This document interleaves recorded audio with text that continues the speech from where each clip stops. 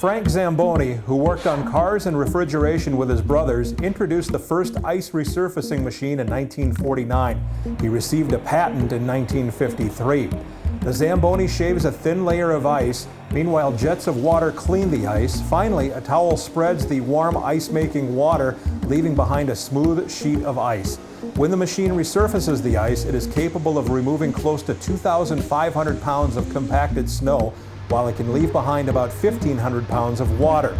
We celebrate Frank Zamboni's invention. That's why I'm Aaron Sims, and this is Chillin On A Zamboni.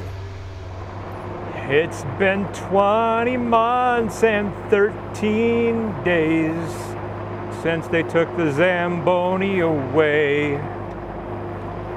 COVID wrecked my Zamboni, driving for so long, but we're doing it again right now.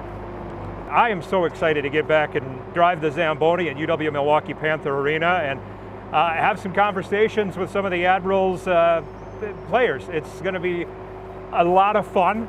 We're glad you're tuning in. We hope you enjoy it. Just curious as to see who we're going to get this first time around.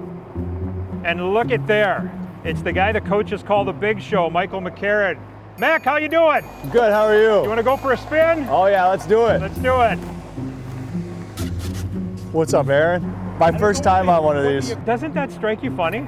We used to ride them, like I'd grab on with my skates and glide behind it, but never been on one. Do you ever go see, when you were a kid, the Hanson brothers do any shows? From Slapshot? Because they used to do the water ski thing behind the Zamboni.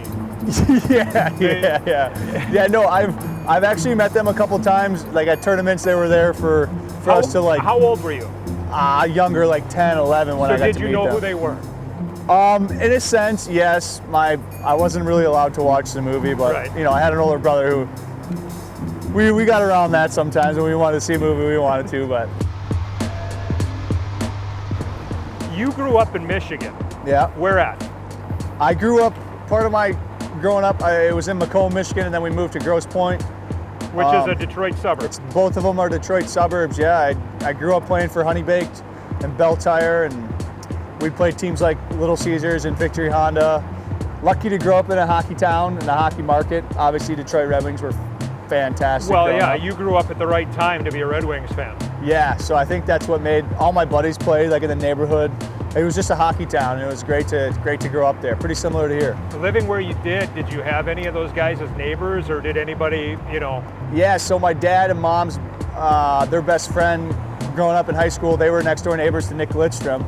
Oh, really? And Nick Lidstrom let us come into his house, and I was probably like 9 or 10 years old. Like I was young. He probably wouldn't even remember. But that is the age. That's the sweet spot age, isn't it? Oh, yeah. Like second, third grade. That's when you develop your allegiance, I think. Yeah, and he had all the pictures up in his basement, and he had a cool man cave down there dedicated to Red Wing hockey. Sticks everywhere. Like I remember he had an Iserman stick down in his basement that I was taking a look at for more than a second. So it was cool to go over there, and made me a hockey nerd. When you came to Milwaukee, you made such a mark after that trade with the Canadiens. Included in that was that fight against Rockford, yeah. Where you skated away and in celebration spun your helmet like it was a top, and the fans went nuts. Yeah. How calculated was that? How fun was that? How, like, the reaction? I mean, people still talk about it. I'm still talking about it. You remember it. Yeah, it was, as a hockey player on the other team, I probably wouldn't be so happy, but. You wouldn't do that in their building. Yeah, right? Yeah, no, yeah, I'd probably, I mean, I don't know. That's like jumping up and down on the 50-yard line at exactly. the other team's stadium, right? You get a little, when you get in a fight, and you got all these fans here, and I don't know if you remember the game before, the kid from their team fought Jeter, and he did this whole celebration on the way to the box. It was the night before. Yeah. And I'll never forget it. It made me so mad. And like, I think it was the first period, I ran someone from behind, probably, I think I got a 5-minute penalty for charging. And then I get to fight, and I remember, like, as I was skating away from the fight, I remember I was like, this guy did the same thing the night before, so I'm gonna one-up him.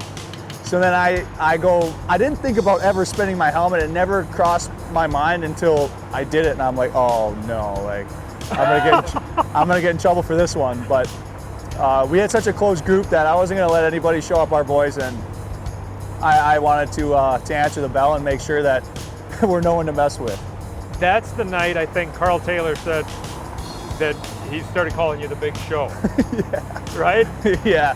Guys started calling me the Big Show down here. It was hilarious. Yeah, that was a fun time, man. We had a great team. We had a strong team, and you know, like I said, just make sure we're no one to mess with. Yeah. So how do you get that back this season? So this season, I think we got to continue to get better on our little details. Once we start stringing together wins, that's when you start seeing how our team's going to really come together. I still think it's too early to say our team is, you know, together, right? Or not. I think we got to make that our own story here, yeah. and string together some wins. And once you string together wins, that's when your confidence really starts to show. Things like that start to come out where it's big moments in a season where it's going to happen. There's going to be some different things that happen, and when you're winning, it's a lot more fun in the locker room. It's a lot more fun on the ice, and you have a little bit more swag to your game. Yeah. I think we just need to continue to bear down on the little things, and I mean, we're right there. I mean, we played a strong Wolves team 3 times in a row. It's when they beat you up two nights in a row, it's tough to come back for a third, and it's easier once you start facing different teams and getting a rhythm kind of thing. So we're still learning. We'll be right there, and I think I have confidence in our group, and I think we'll be great.